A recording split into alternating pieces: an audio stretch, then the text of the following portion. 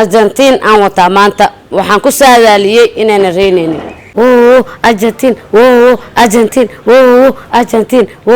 Argentina kubadaha meesha laga dhiiray inaan tago meel walba aan istaago fanaanadaan wato ama aan xirto qofkii gashto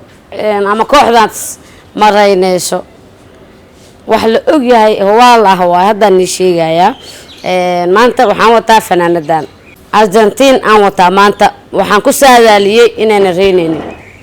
dad badan dhahaayaan u jeeday way reynaysaa laakiin aan waxaan dhahay ma reynayso Portuguese sidoo kale Jarmalka sidoo kale Holland tawana saadaaliyay intan waa laga soo raayay maanta wiligay ma soo muuqanin maanta inaan soo muuqda jeclaan lahay maanta waa soo muuqday ma sha Allah tabaarak waa mucjiso kaleeto aad u yaab badan ma ahan saaxirad mana ahan falanfulay gabadhani balse waa mucjiso rabbaaniya oo Ilaahay ugu deeqay naadigay taageerto ama naadigay ku saadaalisay inuu harayo waa uu haraa sida ay hore u soo saadaalisay waxa haray naadiga Portuguese sidoo kale dalka Ingiriiska iyadoo oo gabadhani sidoo kale raacsiisay dalka aadka ee Soomaalidu jecel yihiin ee Brazil iyadoo oo gabadhani fanaanadii ay xirato sidoo kale tan qaranka ee ka soo horjeesataba uu sidaas kugu deenayo oo uu harayo gabadhan ayaa bye u sii hormarisay dalka Argentina ee Soomaali fara badan ee aad u taageeriyeen xulkaas oo uu ka mid yahay Lionel Messi oo ah shakhsiga ugu taageerada badan inta kubadda cagta ciyaarta walow gabadhani horay ee inkaarteeda iyo mucjisada ula hartay dalka Portugiiska oo uu ka mid yahay Cristiano Ronaldo gabadhan mucjisada ah oo ka faaloonaysa qaababka ay ula harto ama ay ula degto naadiga aysan doonin inuu gudbo ma falanfuleyba ma sixirta gabadhan mucjisada ah ayaa waxa lagu magacaabaa Hodanisha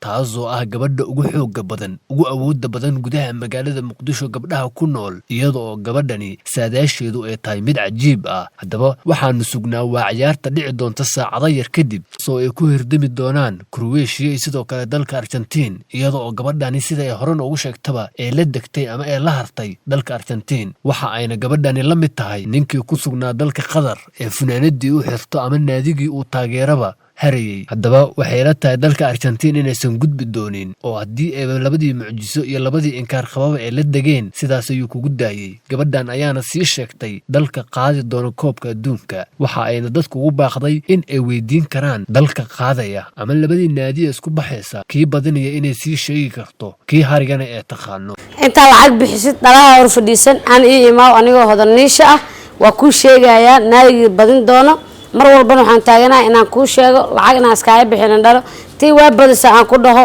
oo xaqiiq ah waa badinaysa tii aan ku dhaho ma badinaysana ma badinayso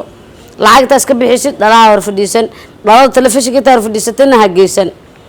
أنا أسوي كرتا هل دقيقة جوابك وسيني كرا ولا القالية سو دواو هنسكو قصارين أنا العقب بعشت هذا له في الديشتت haddaba waxay la tahay guud ahaan barnaamijkan iyo muuqaalkan waa soo daawatay waxaanu rajaynaynaa inaad muuqaalka like saari doontiin siina share garin doontiin sidoo kale tana page-keena aad follow soo dhigi doontiin waadna ku maasan tahay daawashadaad muuqaalkan daawatay inta ku kulmi doono muuqaalka xiga waxaan idinkaga tegayaa sidaas iyo nabadgelyo